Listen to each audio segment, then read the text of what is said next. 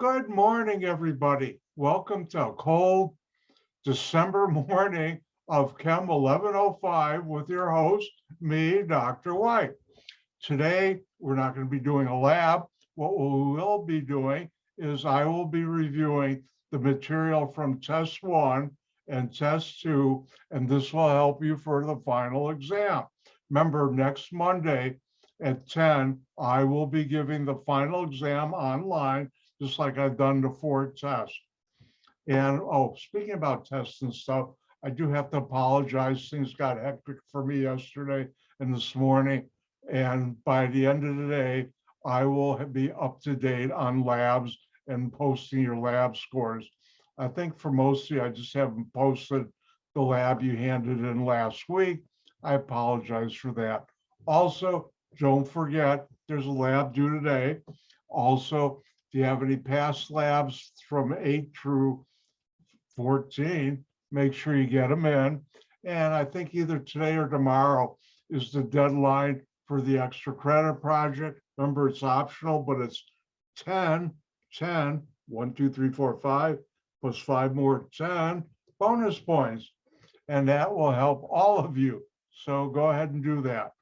All right, let me open up a few things because I was running late this morning.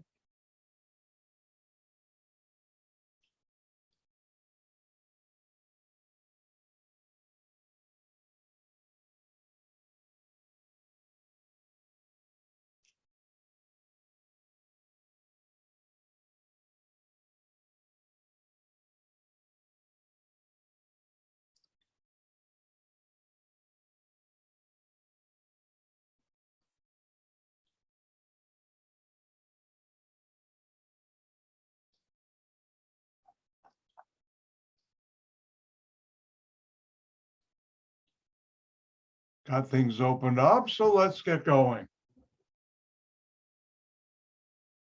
I started out the semester talking about the 4 branches of chemistry, and those are organic, physical, analytical, inorganic. And I should ask some people, do you see test number 1 review on your screen? Thank you, all my thumbs up people. All right. And remember, organic is the best, but I'm biased because I'm an organic chemist. And also, while I'm going through this, feel free always to ask questions, because as I said in the first day, and I'll say always, there's no such thing as a dumb question in my class. Next, I talked about matter, and matter is anything that has mass, meaning weight, and occupies space. I talked about knowing the 37 chemical symbols for the elements, which you should know. Blueberry tea in the morning, excellent. And next, I talked about the 3 states of matter. Everybody together with Dr. White. What are they?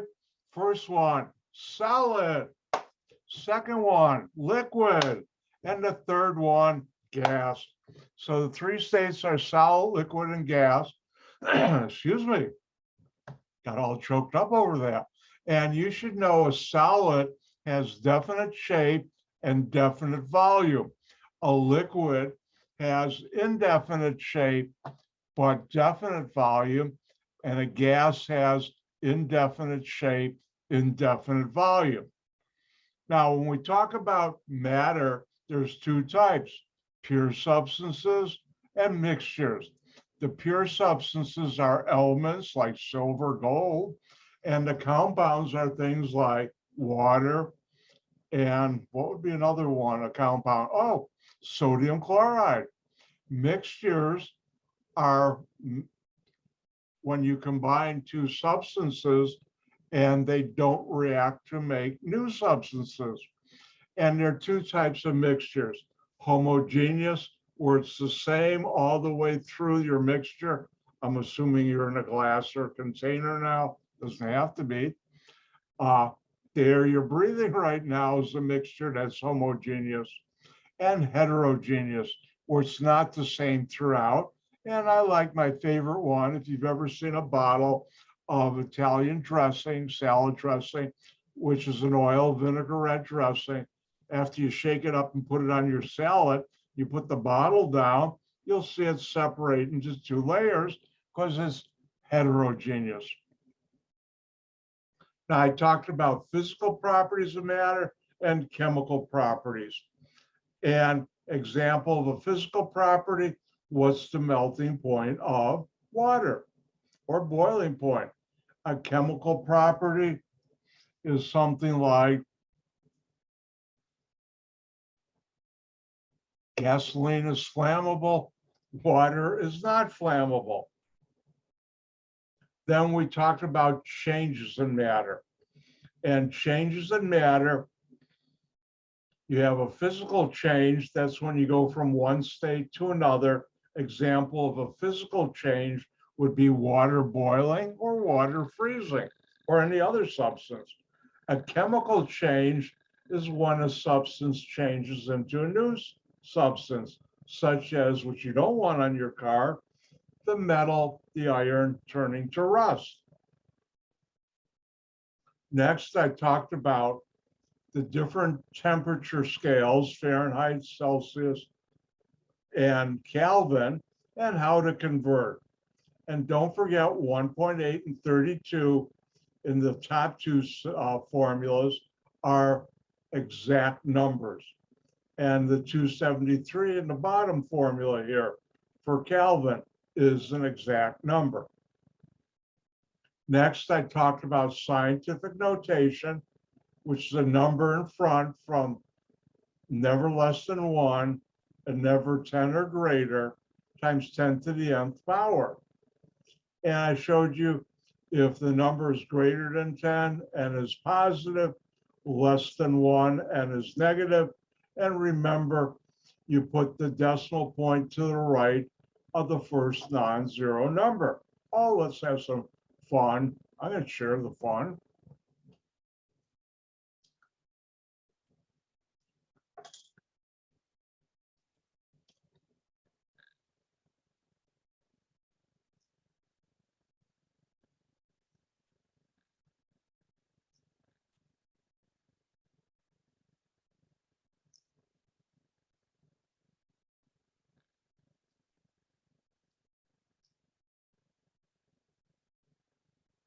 And for A and B, why don't you convert those to scientific notation? It's your turn to have some fun. Am I nice or am I nice? Don't answer that.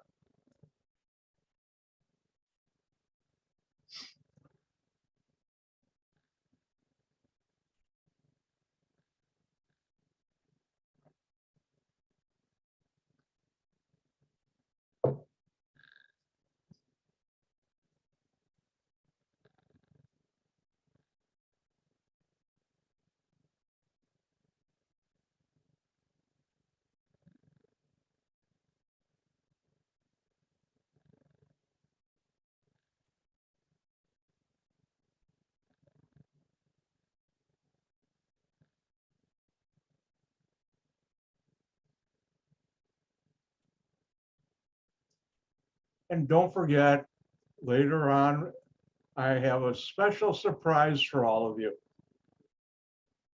All right, I think everybody's done. Let's do this.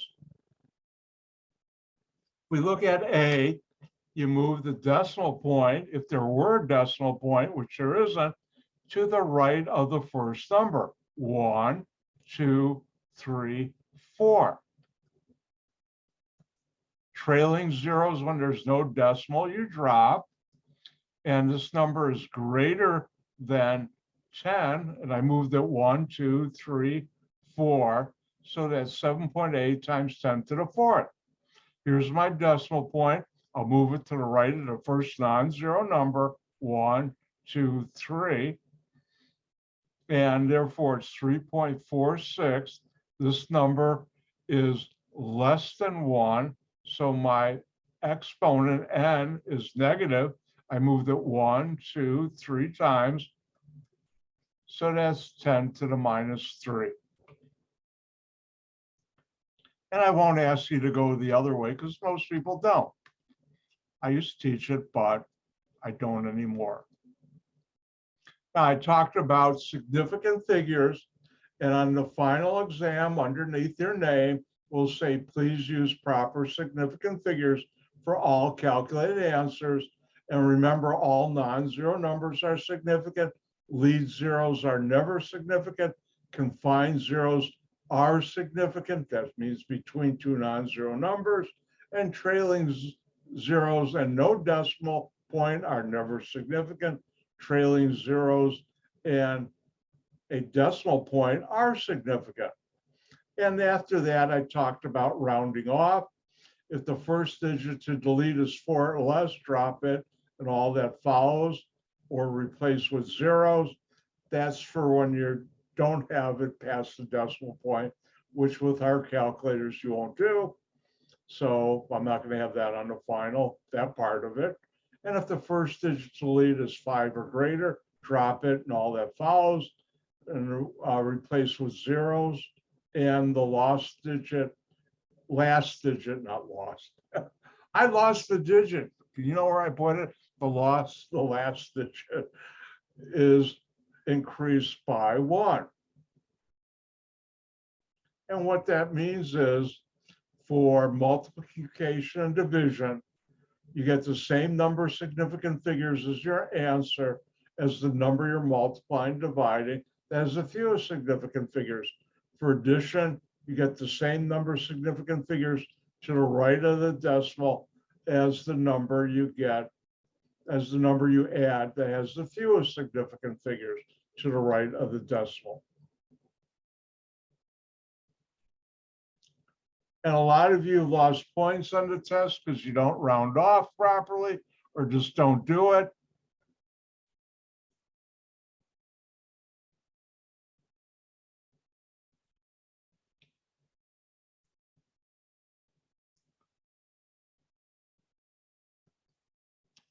Round A off to 4 significant figures.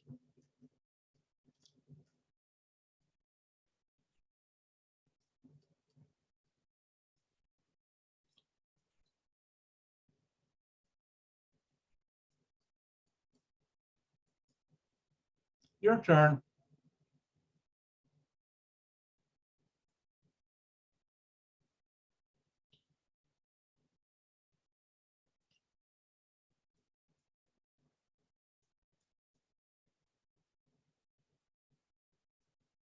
And I'll throw in an extra one.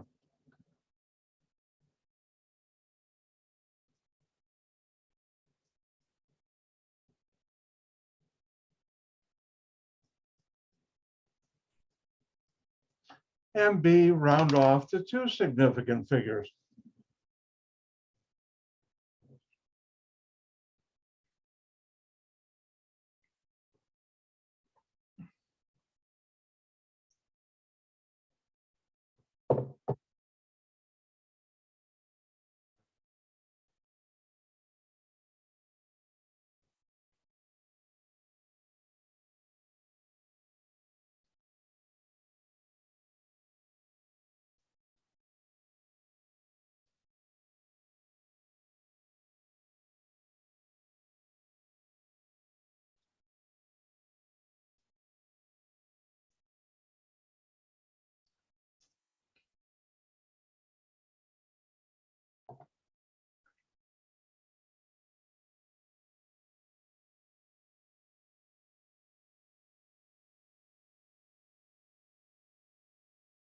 All right, I think everybody's done. Let's do this. So for A, round off to 4 significant figures. Keep the 1, keep the 7, keep the 6, keep the 8. Those are 4 significant figures. Next, use the 9 to round off. That's 5 or greater. I'm going to drop this, increase this by 1, and this rounds off to 1.769 times 10 to the 5th. Now, on B, we're going to round off to 2 significant figures. Keep the 2, keep the 3. The 1 is what we use to round off. It's 4 or less, so I'm going to drop that. And this becomes 2.3 times 10 to the minus 9. And be sure to practice this. And remember, when you multiply, you get this, or divide, you get the same number of significant figures as the number that has the fewest significant figures in your answer. And when you add, you have the same number of significant figures in your answer to the right of the decimal that the number that had the fewest significant figures to the right of the decimal. Remember, exact numbers are not considered when determining the number of significant numbers. I just realized I'm writing and some of you can't read this. Ouch. Well, anyways, periodic table, remember there are key groups: the alkali metals, alkaline earth metals, halogens, noble gases.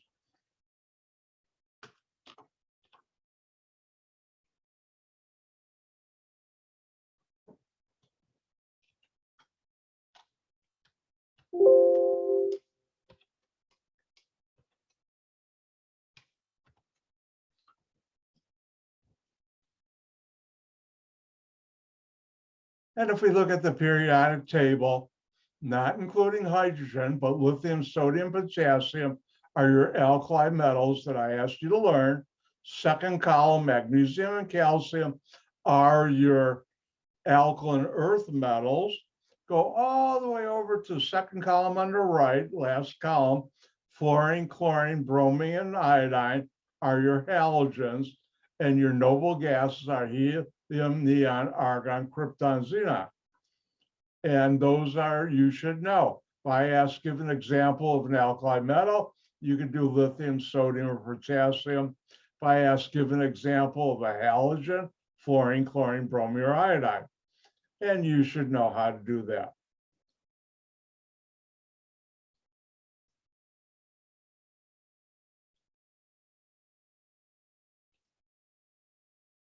Next, we started getting into some good stuff. And we talked about, notice how I say we, I talked about, you listen, but you also practice. What's an atom? That's the smallest particle of an element that has all the properties of an element. I talked about Dalton's atomic theory, but now, hint, you should know this. What are the 3 subatomic particles? Everybody together with Dr. White. The first one, electron. Second one, proton. And the last one, neutron.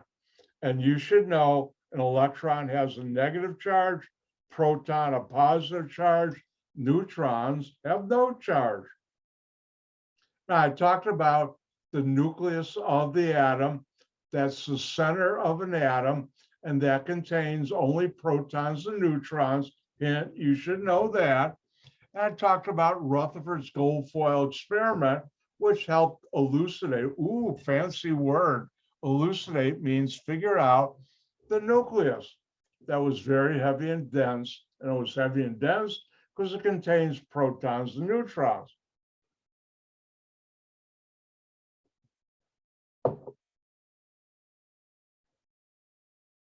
Next, I talked about the atomic number, and the atomic number tells you the number of protons, which is also equal to the number of electrons. And if you look at the periodic table,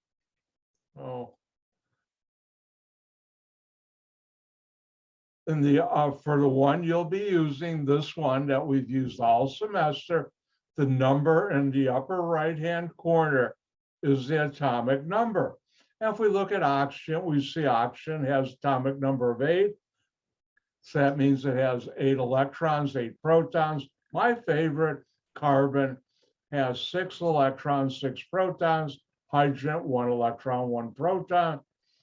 And what's another good one? Oh, let's go to the high rent district. Gold, AU, has atomic number 79.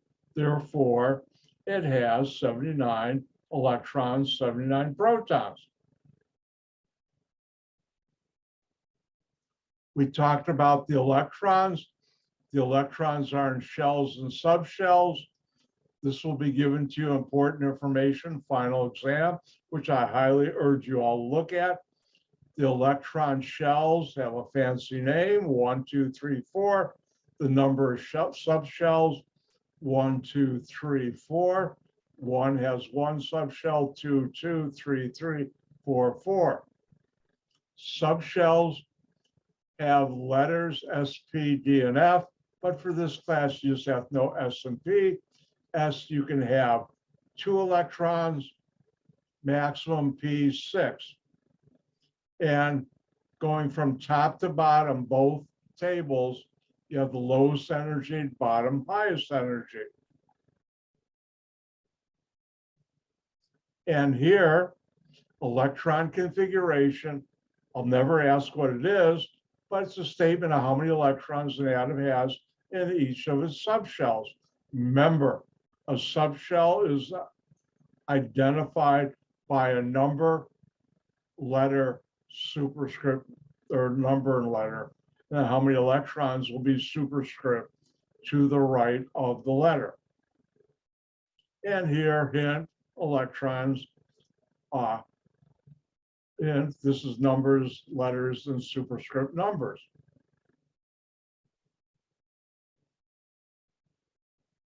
And remember, my gift to you is you only have to know how to do electron configuration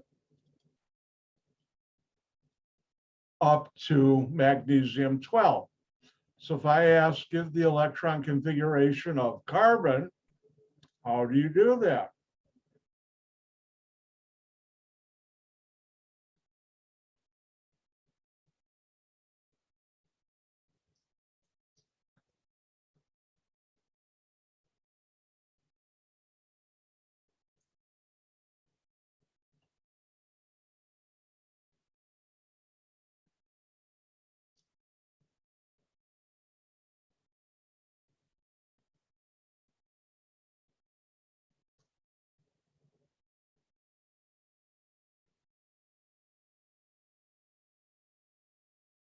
If you look at the periodic table, carbon has atomic number of 6, which means it has 6 electrons.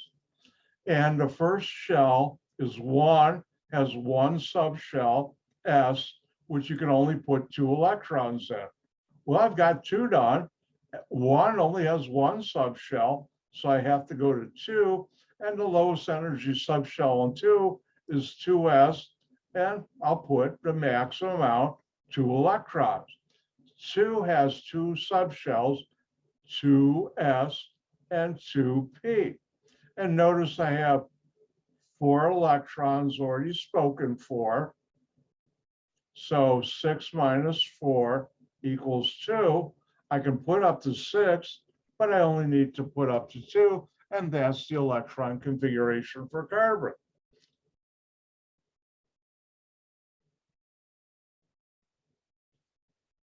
Next, I talked about valence electrons, and you should know that the valence electrons are the outermost electrons of an element. And how do you find that number? You look at the top of the periodic table. And the maximum number is 8.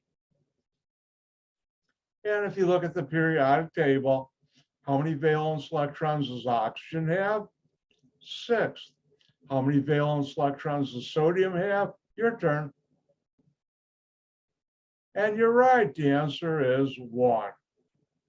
Let's do one more. How many valence electrons does iodine have?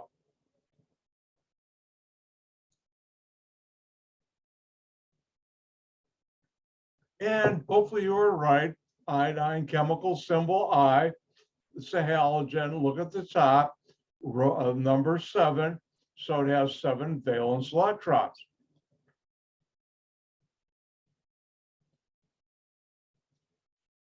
And that was the material for test number 1. Now, if you look at the final exam points, that's going to have the least amount of points of all the tests I take from. Why? Because I'm not going to ask you how many significant figures are in this number, or please round this off to this, because you'll do that for other things I can test number 2, 3 that you'll do. But if I look at the clock, guess what? It's time for a special thing from Dr. White that I will cut out of the video.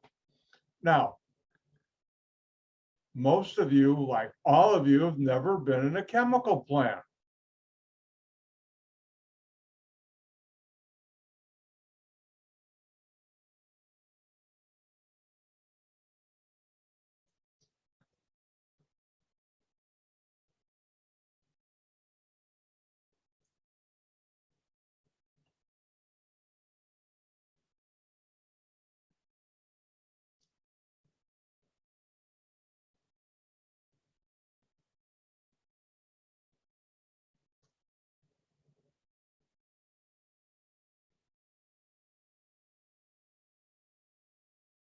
If you look at the periodic table, carbon has atomic number of 6, which means it has 6 electrons. And the first shell is 1, has 1 subshell, S, which you can only put 2 electrons in. Well, I've got 2 done. 1 only has 1 subshell, so I have to go to 2, and the lowest energy subshell on 2 is 2s, and I'll put the maximum amount, 2 electrons. 2 has 2 subshells, 2s and 2p. And notice I have 4 electrons already spoken for. So 6 minus 4 equals 2. I can put up to 6, but I only need to put up to 2, and that's the electron configuration for carbon.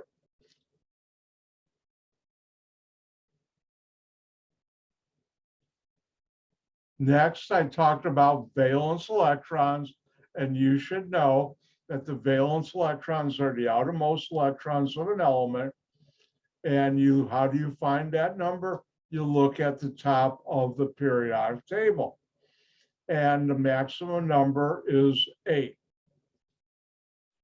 And if you look at the periodic table, how many valence electrons does oxygen have? 6. How many valence electrons does sodium have? Your turn. And you're right, the answer is 1. Let's do one more. How many valence electrons does iodine have?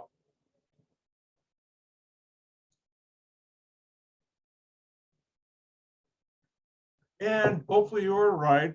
Iodine, chemical symbol I. It's a halogen. Look at the top, number 7. So it has 7 valence electrons.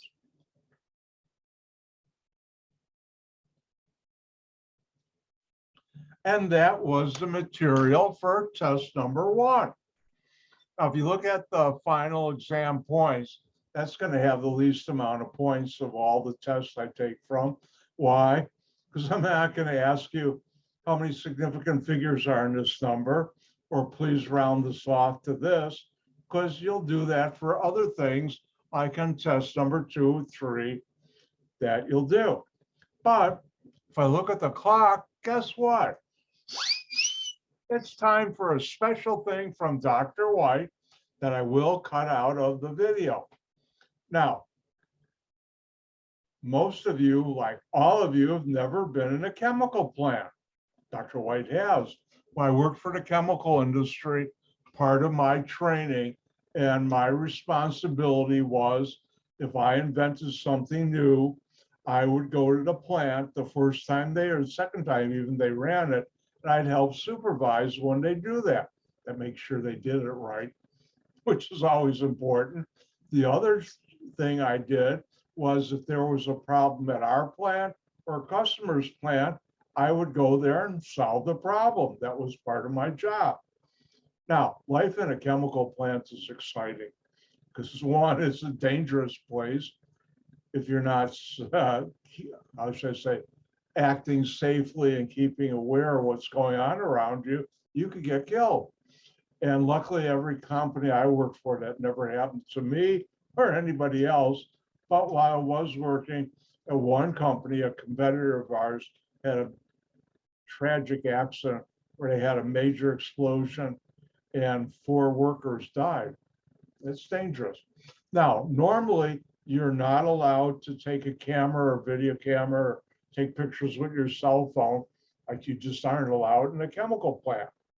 Well, one company I worked for, something that was sad that never happened before was about 2 weeks before it was going to happen, the whole company knew the plant manager at one plant was going to get fired. Usually that doesn't happen. You find out afterward this person was fired. And so I was going down to that plant, and I knew the plant manager. We'd worked together for a number of years. I'd gone to that plant. It's in Louisville. You can see I've gone there a lot of times because I know how to pronounce Louisville right. But anyways, I was going down there and I called him up and I said, hey, Bill, I'm going to be there next Monday. Do you mind if I bring a camera? So I knew he was going to be fired. He said, no, what are they going to do? Fire me? And we both laughed, but he didn't get fired, unfortunately. But I did get to bring a camera and share the following with you.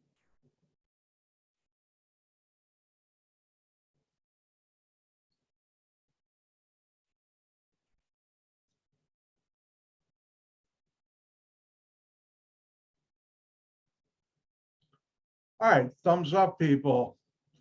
Do you see a picture on your screen right now? All right, thank you, Taylor. All right, what you're seeing is the inside of one unit. It's called the Resol unit. That's the type of chemicals they make in that unit at this plant. I was hired partially by this, big reason I was hired by this company, then it was called Borden Chemical, because they're having problems commissioning this plant, part of the plant. This was a new construction in the plant. The plant was about 1.5, 2 times the size of the campus of College of DuPage, huge. And this part cost about, this is $100 million back in about 1995. That's a lot. Right here, you'll see a forklift truck. That's about the size of a small car. So you can see how big this place is. These are reactors. The silver and underneath it, this material are insulation. Now here are 50-pound bags of chemical. And over here, this is called a super sack. When it's full, it's got about 1,000 pounds, in this case, of urea. Back here are called totes. They hold about 500 gallons of liquid. There's one way back here. And these reactors are about two stories high. And you do reactions in them, just like in your kitchen, you use pots to cook in. In a chemical plant, we use what's called reactors. Now, these reactors have in there these huge agitators, stirrers, that look like propellers on a huge plane, except they're this way and they go around this. And this one, I think, had 3, one near the bottom, one in the middle, one near the top.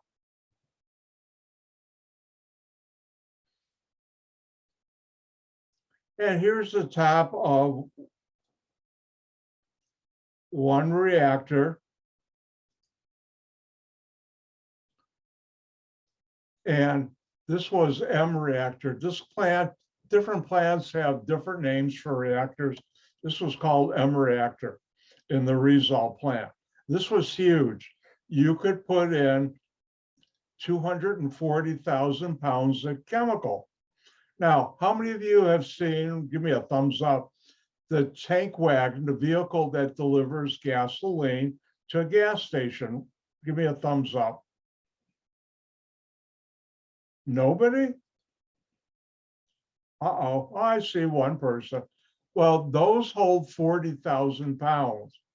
One of those full, the truck that delivers gasoline, or if you ever see it, they also use those for milk and other things. Now, this one, you could put 6 of those in there, and that's how huge this was. Now, do you see all the pipes there, right here and right there? That's not for chemicals. Those are, this will 4 electrical wires to 1 sensors that tell temperature, pressure, and other things, and controls such as start to stir, the motor on that. Also open different valves. You didn't do it physically, you did it electrically. They opened and closed. And there's a lot of wiring that goes into opening a plant like this or part of a plant.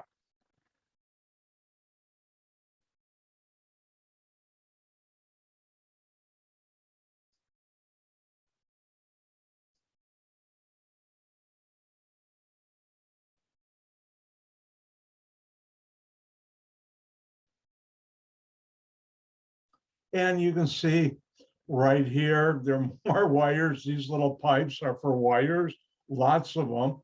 If you notice the stairway up here, you can go to the top of the reactor and they have a port, like a little window, but it's super heavy because reactors sometimes are under vacuum. Other companies I've worked at, they're under very, very high pressure. That way you can look into the reactor and see what's happening. Right here to just top of these steps, you're up about 2 stories, a little more than 2 stories up, like in a house. And it's pretty high. And Dr. White doesn't like heights, but I get used to it. In a chemical plant, you just get used to it. That's part of my job. And these have those open grates. And if you're standing here, you look down, you can see all the way to the ground. Ick. But I did that. I've been up there.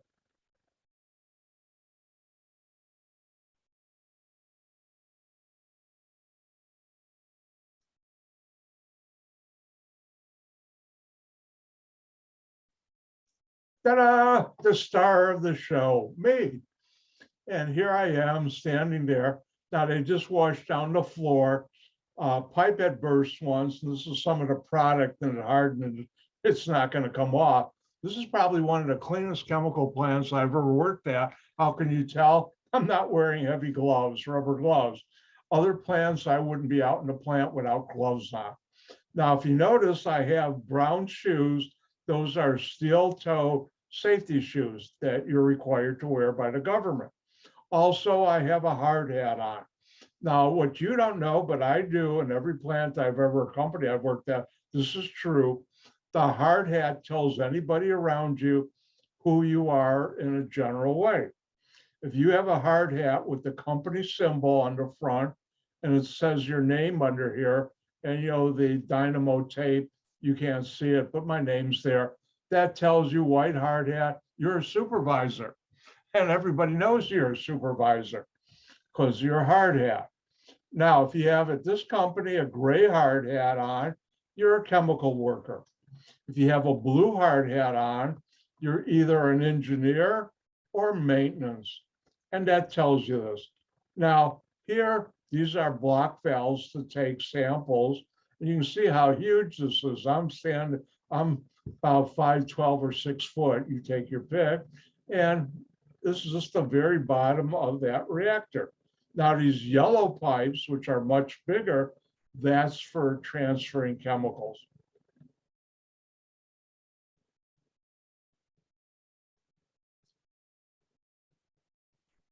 And here I am again. Let me standing there in front of another reactor. And I spent a lot of time in here. Chemical plants never close, at least the ones I work for. They're open 24 hours a day, every day of the year. And when we're running reactions, when I'd go down there to supervise, I'd bring someone who worked for me and we do 2 12-hour shifts. At this company, the plant people did 12-hour shifts. First shift started at 6 a.m., went to 6 p.m., even though they were supposed to be in the unit by 5:45. So really it started at 5:45 and left at 6 p.m. And the second shift got there at 5:45 p.m. and left at 6 a.m. Now, one of the interesting things is when I started this company, I found out that the chemical plant personnel, including the manager, did not like research people. In fact, It was worse than don't. They really hated them. So I was going down there and I asked the VP of R&D, because every company at the level I was at, you have a company credit card, American Express. Back when I was at that, I think my limit for that company was about 25,000 a month I could charge. And the company would reimburse it as long as for company expenses. And I told the VP R&D, if I go down there, is it all right if I get donuts for the whole plant every day I'm down there? They'll like that. He said, well, you have to. I said, oh, hell. He said, all right. So this is in Kentucky, and about 2 miles from the plant, there was a Krispy Kreme that really got to love me, because I went in there and I'd get 10 boxes, 10 dozen boxes, 100, 120 donuts, 10 boxes, and I'd bring them into the plant, throw them in the control room, tell them in every plant, all the workers have a two-way radios.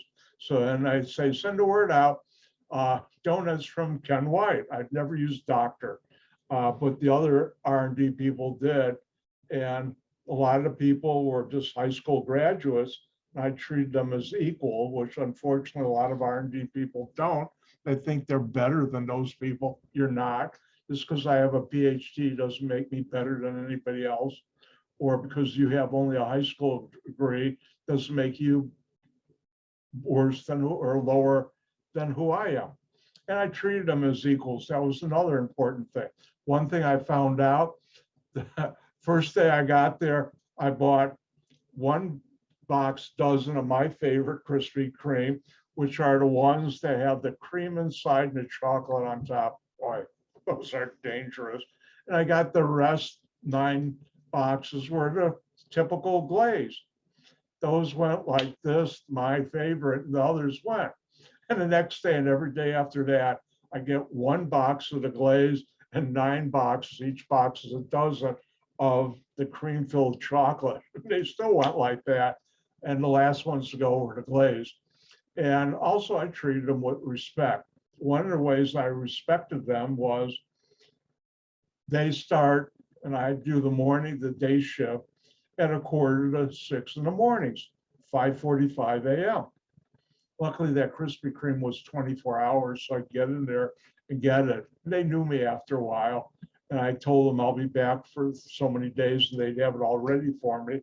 But anyways, I'd show up at about 5:30, a little after, and I'd be in that control room at 5:45 a.m. when they were supposed to be there. Other R&D people would go down there, would show up about 8 o'clock. Come on. And they respected me for that.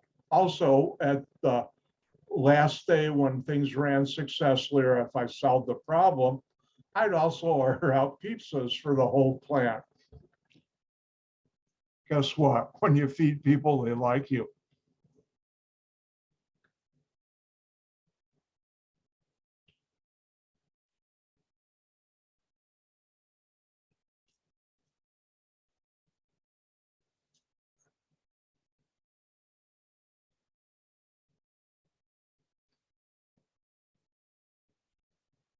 Here I'm standing in front of the pumps. If you go to a gas station, the pumps that get the gasoline from the tanks underneath your feet, where they store the gasoline, are very tiny compared to chemical pumps. There's 2 pumps, one you can see the side, one the end, and they're about the size of a desk.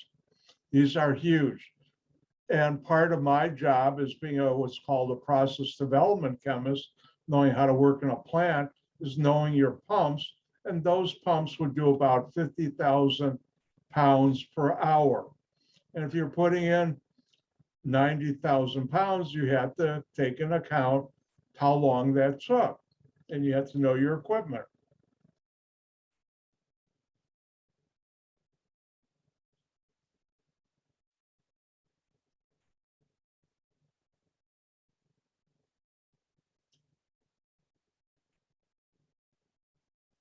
Now here I'm in the control room. One, you can see this was quite new in '95. Each reactor had its own monitor and keyboard and a computer. and you can control it. You still have gauges up here if your computers went out. And you can see when I was in the control room, if I was only going to be there 5-10 minutes, I keep my hard hat on. But you can always tell someone who's never worked in a plant how they put their hard hat down on a surface. And here you see a gray one, a chemical plant worker. Notice he put the outside crown of the top of the hard hat on the surface. You never put the part you're going to put on your head on a surface like a bench or table or desk, because there might be chemicals in there and you put that on your head and now you got chemicals and they could be dangerous chemicals. Now, the reactions we did at this plant were called phenolic resins. And they could be quite dangerous if you messed up. How? I told you earlier, our competitor doing a similar type of reactions made a tragic mistake putting in too much one chemical and it blew up and killed 4 people. If those reactors blew up where I'm sitting now, I'd be dead now. Luckily, that didn't happen. But if you look over here, you'll see these 3 boxes, and the other side, there's a 4th one you don't see. In the middle, there's a red button. It's about this big. And that's called the deluge button.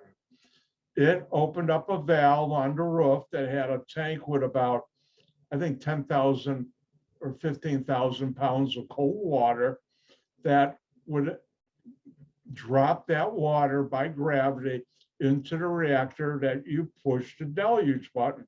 When you did that, you slammed your hand on that, it dropped the water, it set off alarm, and then you run for your life. Luckily, that never happened at this plant.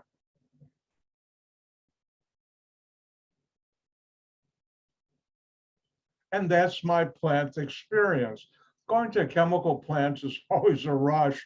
1, because you're doing something new, or 2, you're being challenged because you have a problem to solve, and it's a big problem. And I've had to do those. In fact, one time, one company, not the company I just showed you, I was in Europe. It was an Anglo-Dutch company that was Unichem Chemicals, which was headquartered in the Netherlands. The research was in Deventer. If you've never been to the Netherlands, you really have to go. Amsterdam, I have a saying, if you're not having a good time in Amsterdam, you know what that means? You're dead. This is impossible not to have a good time in Amsterdam. I haven't been there in a couple of decades, but I used to go a lot to Europe. Well, anyways, I was in the Netherlands. I'd be there for, when I'd go over there for meetings and stuff, I'd be there for at least 2 to 4 weeks. Even though you're in the best hotels, it's good to get home to your own bed after 4 weeks on the road. But anyways, I was there, and senior research vice president R&D asked me to call him. I didn't. What can I do? We're having a problem with our plant in France. Trying to think, I can't think of the name of it. It was right near Mons, Belgium. And I'm going to have someone tomorrow. Can you go down there and solve their problem? I said, sure, that's my job. So next day, a sales rep picked me up, and we went from the Netherlands first to Belgium, stayed there in Brussels overnight, and then went to France, and I solved their problem. I saw what it was. That's part of my job. I'm real good at that. And they thanked me, and I went back. The salesman took me back to the Netherlands for the rest of my trip. But going in a chemical plant is always an exciting time for me personally. All right, it's time to take a break. Let's take about a 5.5 minute break. Come back at 9:55, and we'll continue on. I'll see you in 5. I'm going to get up and stretch.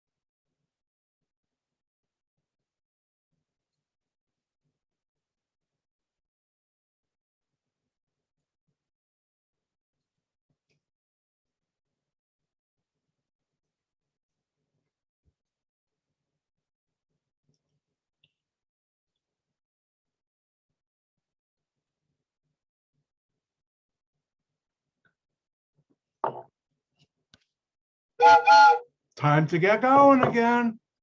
All right, let's continue with the review for the final. Right now, I'm going through test number 2 material.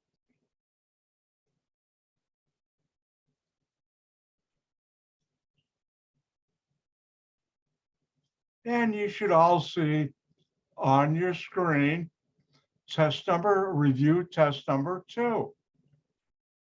Thumbs up, people, you see it.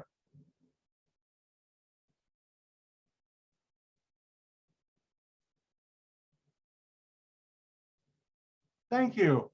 All right. I started the new material for test 2 talking about Lewis structures.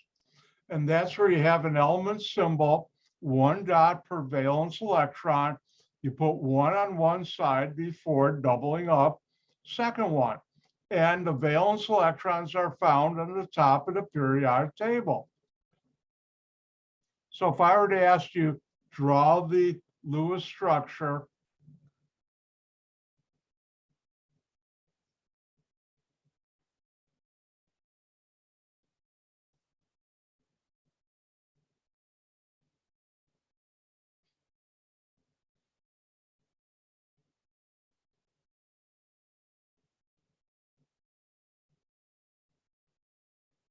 oxygen, what do?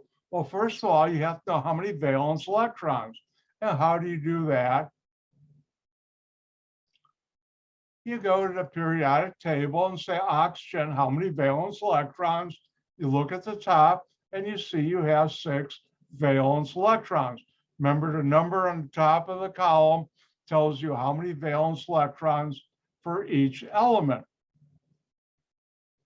So we now know that oxygen has 6 valence electrons. How do you draw the Lewis structure? You put down the chemical symbol, then a dot on each side before you double it up. Now, organic chemists like to do the top and bottom for the 2 double. If you notice, there's 2, 4, 6 dots. Now, you could just as easily, now I got to force myself to do something that's unnatural to an organic chemist.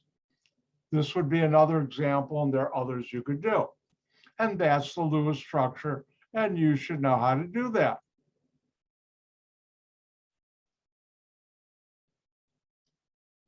Next, I talked about chemical bonds.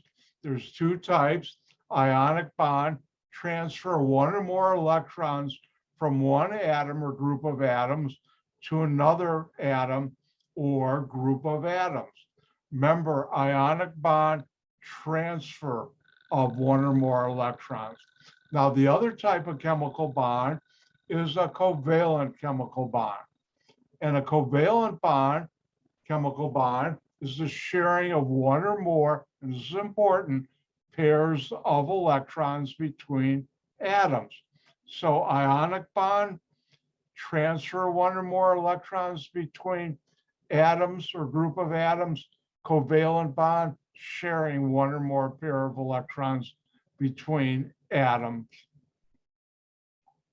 And I won't ask you, but the octet rule in compound formation, meaning forming compounds like water or sodium chloride, atoms of elements lose, gain, or share electrons to have 8 valence electrons. The way to lose it is to form ions. They're positive ions and negative ions. And how do you figure out what that is? An element will lose or gain electrons to have the same number of electrons as the nearest noble gas. Elements never lose protons, that is, or also neutrons when forming an ion.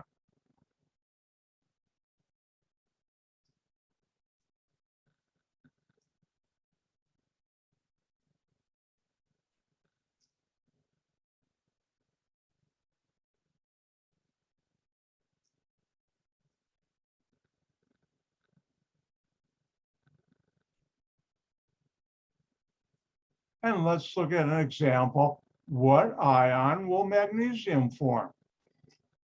Well, first of all, we have to look at the periodic table. for magnesium.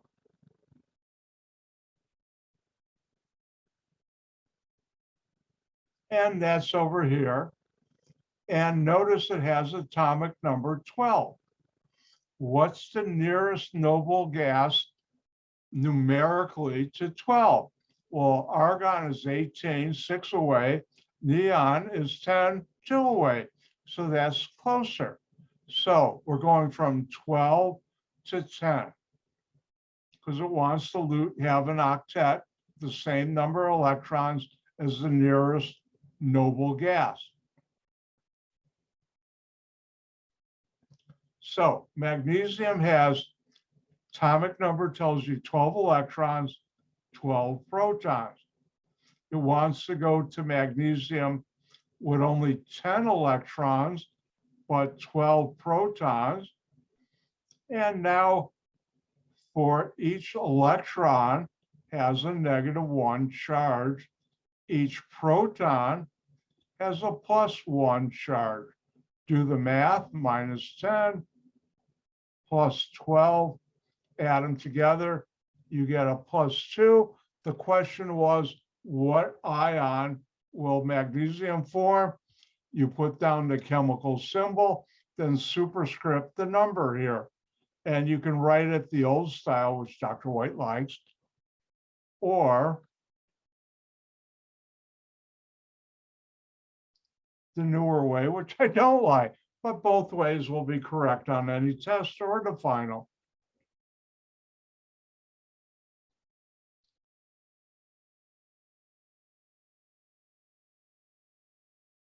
Now, remember, all molecules have a net zero charge. You can't change the charge on an ion, but you can change how many. If we look here, what ion will calcium +2 and chloride -1 form? Well, it's a +2, it's a -1 to get to 0, and that line should be through the 0, the O. You need 2 of these. Therefore, the formula for a molecule containing calcium +2 and chloride -1 is CaCl2. Now, for polyatomic ions, if you have more than one, then you use a bracket.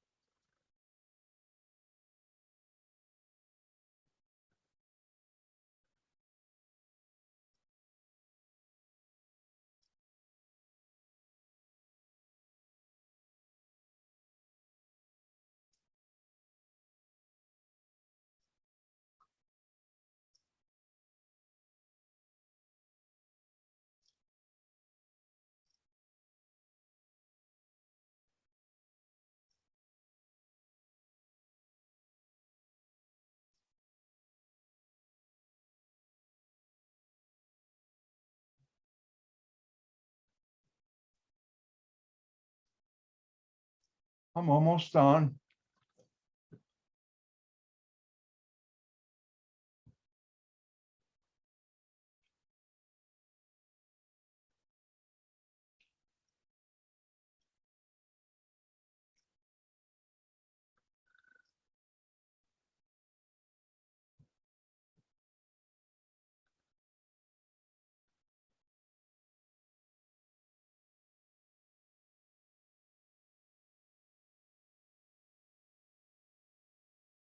And why don't you try A and B? I'm going to share the fun. Am I nice or am I nice? Don't answer that. And for A and B, write the chemical formula for a molecule with the following ions. Your turn.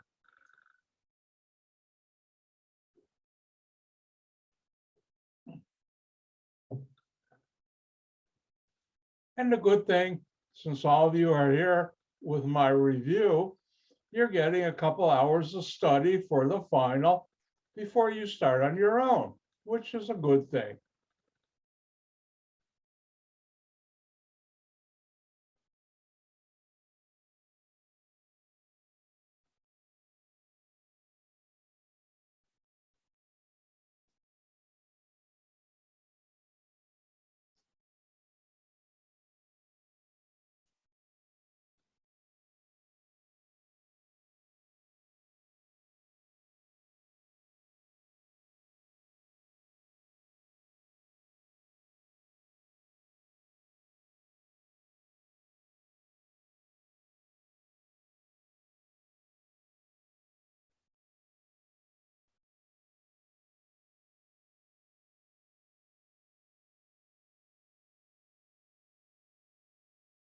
And when you're done, give me a thumbs up. I'm not going to do the poll.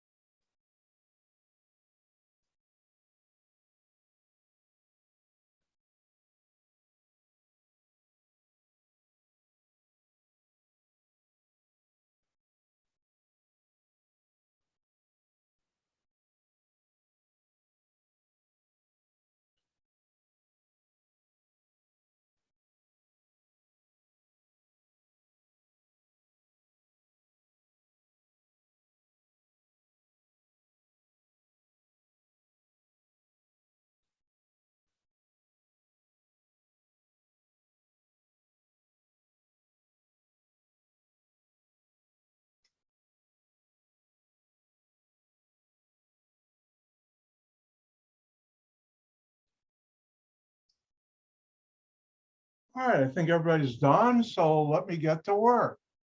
How do you do this? Well, let's look at A. A, you have a calcium +2 plus a nitrate, NO3, -1. Does this equal to 0? The answer is no. Well, if you have a +2, you need a -2. You can't change the charge, but you can change how many. Now it's equal to 0. So I have 1 calcium and 2 nitrate, and you put that in a bracket, and that's how you do it. Now here I have a +1 sodium plus a -2 sulfate, and that has to equal 0. It doesn't. So how do I get a +2? I can't change the charge, but I can change the number in there. And how do you show that?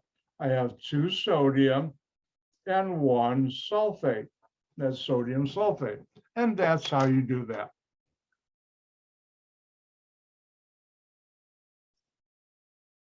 Now, next, and this, hold on. And you should know this. What are the types of covalent bonds, chemical bonds, in a covalent molecule? And the first one, everybody together with Dr. White, a single bond. Second one, double bond. Third, triple bond. And how many pairs of electrons are involved in a single bond? 1 pair. Double bond, 2 pair. Triple bond, 3 pair. Again, the 3 types of covalent chemical bonds in a covalent molecule are single bond, double bond, triple bond. The single bond has, you should know, 1 pair of electrons. Double bond, 2 pair. Triple bond, 3 pair. And then I taught you how to do Lewis structures for molecules, how to draw them.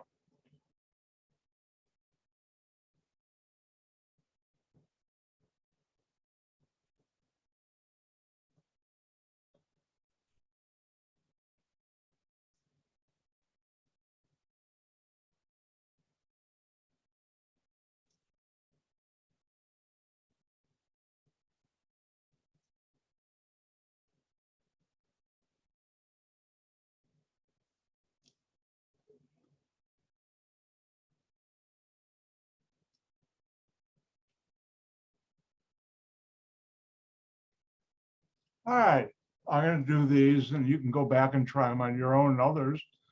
Draw the Lewis structure for water. How do you do that? Well, water has hydrogen and oxygen. And this deals with, as soon as you see Lewis structure, valence electrons. Hydrogen has 1, oxygen has 6. Now, oxygen is in the center. Otherwise, there's no way this will work. And those are the 6 valence electrons. Now, hydrogen has 1. It says, I've got 1, you've got 1, let's share. And it forms a covalent bond. And the other hydrogen does the same thing. And that's how you do that. Now, whenever you see an alkali metal or alkaline earth metal, excuse me, my eye itches, I gotta be careful. Anyways, they always form an ion. Sodium forms a +1 ion. Carbon has 4 valence electrons, nitrogen 5 valence electrons. You get this from the periodic table. And carbon looks at nitrogen, which has 3 non-bond single electrons. It has 4 and it says, oh, I've got 3, and let's share. And this is a triple bond.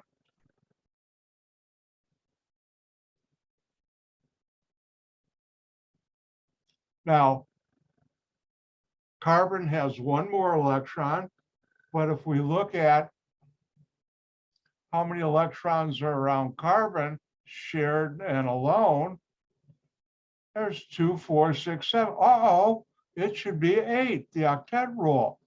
And where does it get? The electron that sodium lost to form a cation goes here.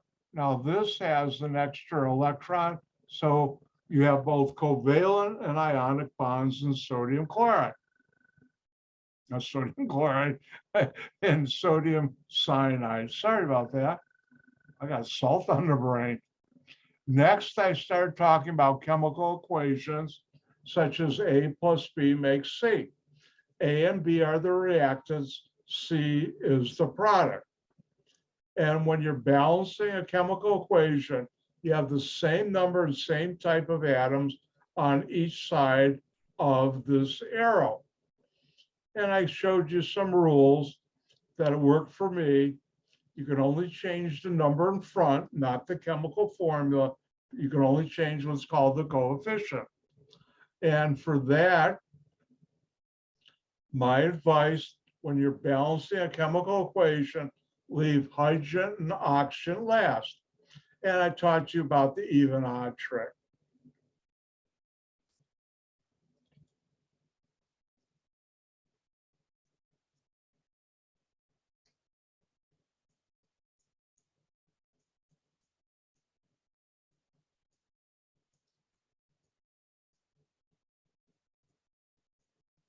And you learned in organic, if you take propane C3H8 and you react it with oxygen with a little spark, you need that to get it going. You have combustion, you make CO2, water plus heat. Your turn to balance that chemical equation. Have fun.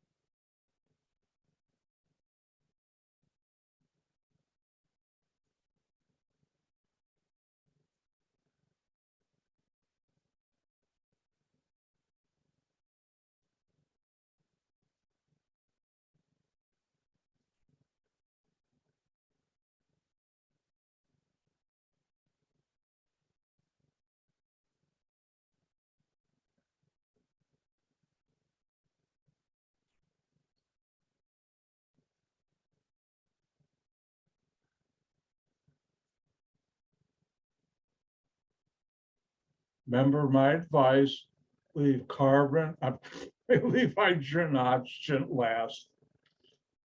Uh-oh, he's got carbon on the brain today. Eh.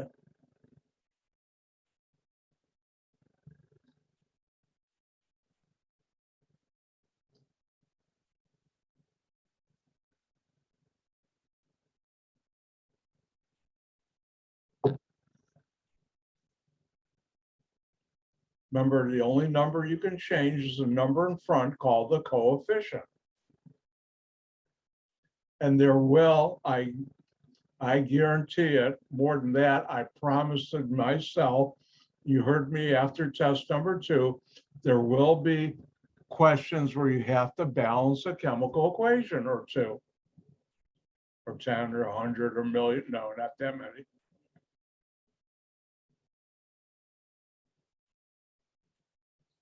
All right, I think everybody's done. Let's do it. Well, I'm going to follow my advice and I'm going to do carbon first. There's 3 carbon here. Oh no, there's only 1 there. How do I get 3? I put a 3 in front. So now I have 3 carbon. I'm going this way and all I have left is hydrogen, oxygen, and I'll do hydrogen next because that's the first thing I came to. I have 8 hydrogen. Oh, I only have 2 here. How do I get 8?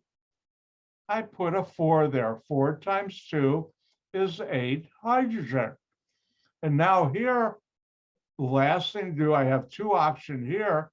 Remember, you look at all the atoms on one side. 3 times 2 is 6 oxygen, plus 4 times 1 is 4 oxygen. Added together, I have 10 oxygen. I only have 2 here. How do I get 10? Put a 5. 5 times 2 is 10 oxygen. And something I like to do is check, like you balance a checkbook. 3 carbon, 3 carbon, 8 hydrogen, 8 hydrogen, 10 oxygen, 10 oxygen, success. And that's how you balance a chemical equation.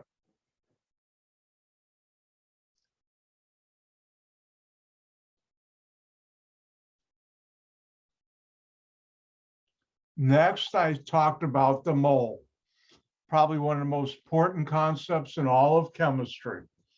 And the mole, you should know, is the chemist's counting unit.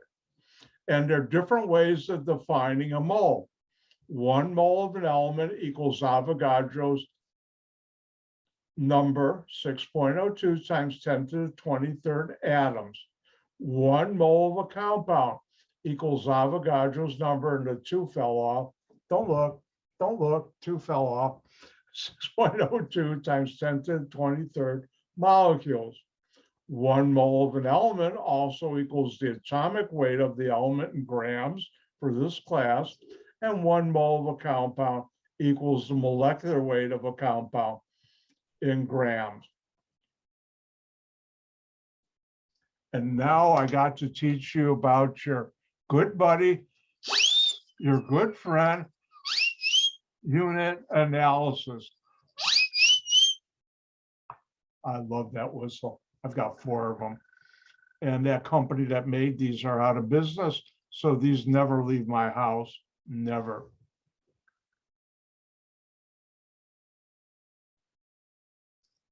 Now, one of the things I did want to show you is important information, final exam. This will be the last 2 pages or 3 pages, 3 pages of the final. And notice I give you what 1 mole of an element, Avogadro's number, 1 mole of a compound, I got 2 back up, Avogadro's number of molecules, 1 mole of an element's atomic weight, and 1 mole of a compound, the molecular weight of that compound. And don't forget, the molecular weight is the sum of all atomic weights.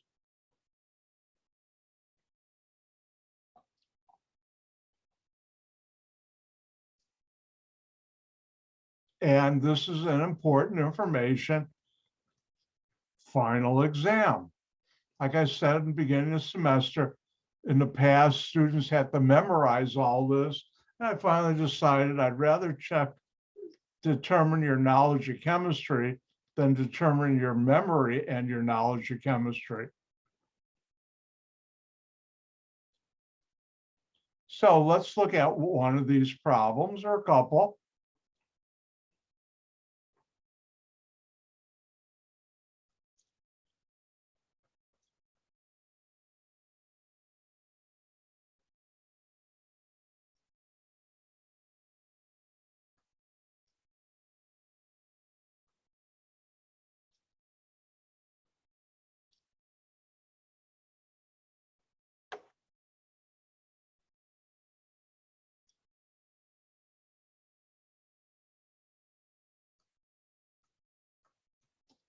And if we look at this, I don't know, 5, 6 points maybe, how many molecules of ammonia, NH3, are 5.66 moles of NH3?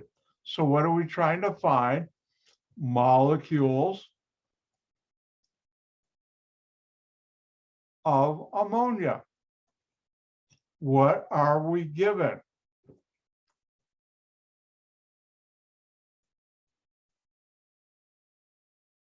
We have 5.66 moles of ammonia.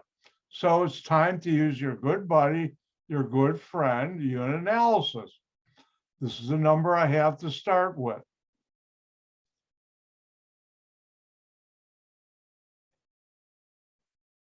If I had a ratio, what units do I want my answer? Well, we figured that out right here.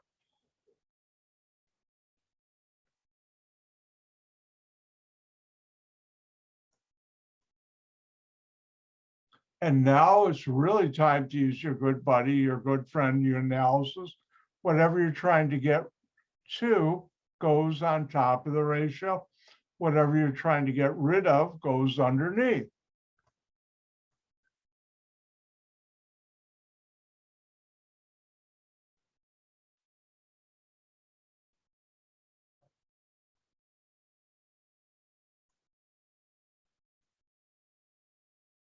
And where do I get a relationship between moles of a compound and molecules? Well, if you look at important information, test final exam, I want to say test number 2, but right here, 1 mole of a compound equals Avogadro's number, 6.02 times 10 to the 23rd molecule of that compound. Therefore, for every 1 mole, I have 6.02 times 10 to the 23rd. Notice moles divided by moles cancel out because anything divided by itself equals number 1, meaning it's gone. And now I can pick up my calculator.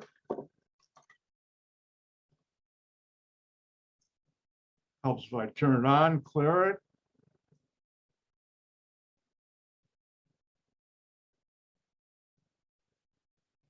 Remember, for scientific notation, second key, double E. In this case, it's 23.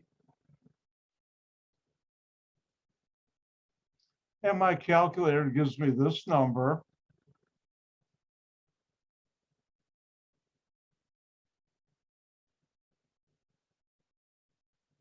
But now I have to use proper significant figures. This is 3 significant figures, 3 significant figures. This one is part of definition, so it's the exact number. The number you get should have the same number of significant figures as the number that has the fewest significant figures. So I'll let you round this off because it's 3. Why don't you round this off to 3 significant figures? I'll give you 3 seconds. Now I'll give you 6 or 7. Go.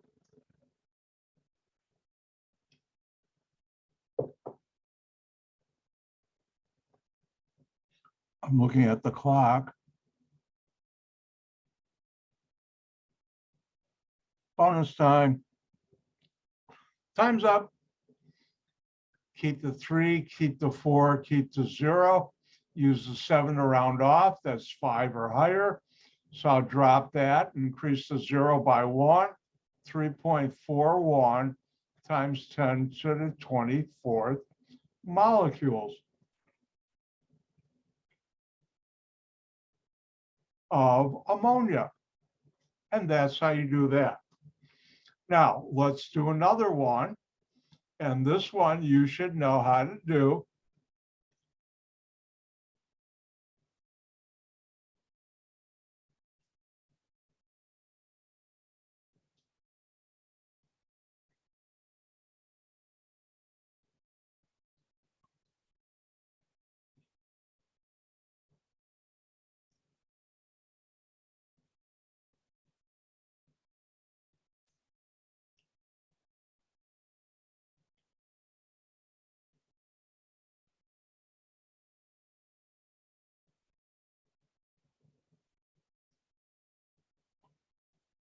All right, question is how many grams water are 1.36 times 10 to the squared, 10 to the second power, moles of water. So I'm gonna let you try right here. What are you being asked to find and what are you given? That's all I'm asking right now.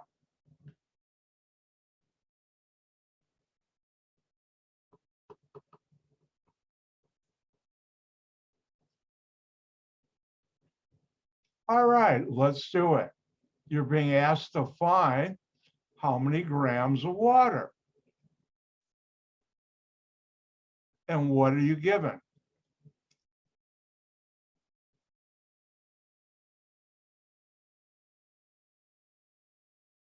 This 1.36 times 10 squared moles of water.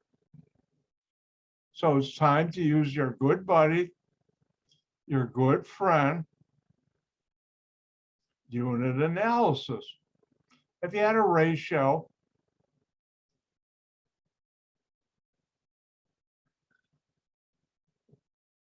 first of all, what would you put there? What units are you trying to get to?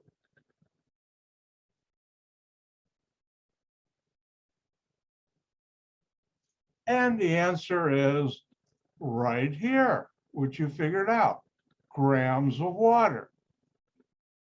Now, just put the units on top and bottom of this ratio using your good friend, your good buddy, unit analysis.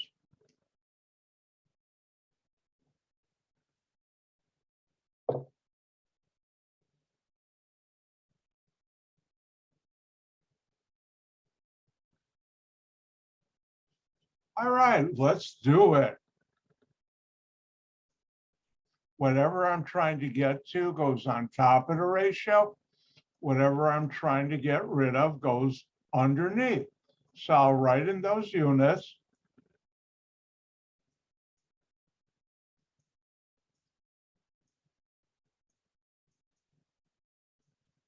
Now, where do I get a relationship between moles of a compound and grams of a compound?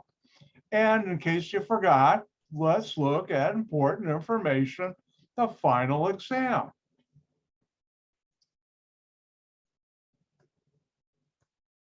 And right here, 1 mole of a compound equals the molecular weight of that compound.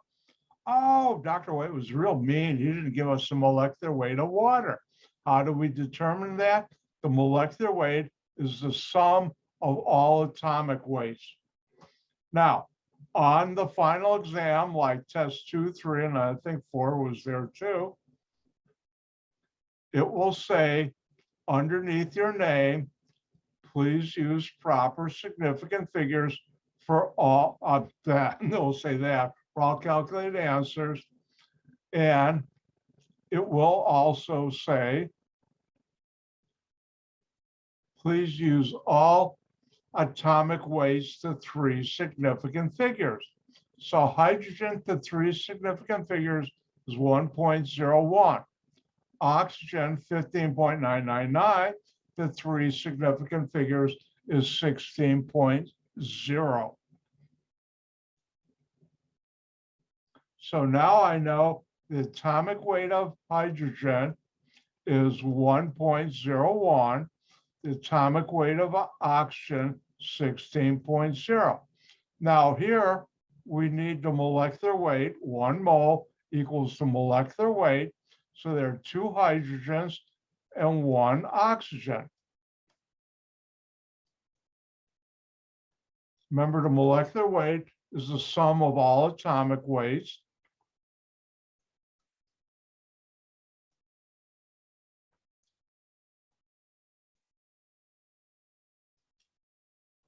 Add these up, and I get 18.02. Now, when you're adding, you get the same number of significant figures to the right of the decimal as the number that has the fewest. And by the way, after decimal, zeros are significant. So this has 2, this has 1, which is a smaller number, and time's up. Hopefully I'll pick 1. So how do you round this off to 1 past the decimal to the right, keep the 0, use the 2 to round off. That's 4 or less, and I drop it. So the number here goes 18.0. And now it's time for me to pick up my trusty calculator, clear it, put in 1.36 double E 2 times 18.0. And my calculator gives me the following number.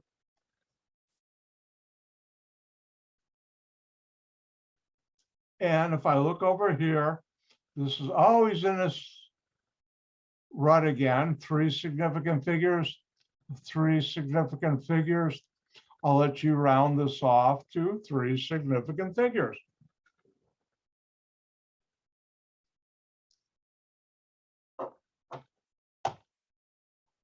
And keep the 2, keep the 4, keep the 4, use the 8 to round off. That's 5 or greater. I'll drop that, increase the number in front by 1. So the correct answer here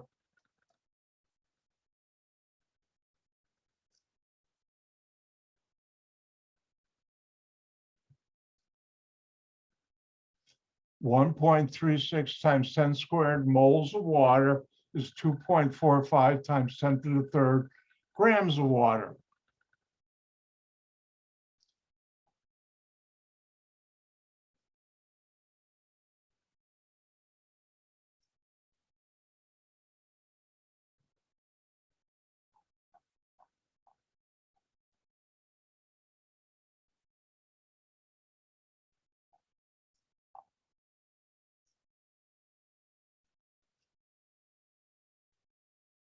You know something? I'm going to be real nice because we got also Wednesday and Friday, so I got plenty of time. I'm going to say we're done for today. Don't forget, do the practice problems. Use your test 1, 2, 3, and 4, as practice problems for the final exam. That will help you. And with that, I'm going to say, gang gesund. Bye now. I'll see you tomorrow morning. You're welcome, Ruben. And you have a nice day too. Don't forget, hand in the lab that's due today. Don't forget, if you want, get the extra credit project in before the deadline. I think it's tomorrow. And if you want before tomorrow, email me, which one of your colleagues already did, and I'll check it and tell you how to correct it. So you can get 10, yes, 10 bonus points. With that, oh, it's due today, I think. Well, if it's late by 1 day, I won't tell the instructor if you don't. But try and get it in today. But get your lab in today and also pass labs. I think today's the deadline. With that, finally, I'll say again, gang gesund. Bye now. I stole that from Granny and the Beverly Hillbillies.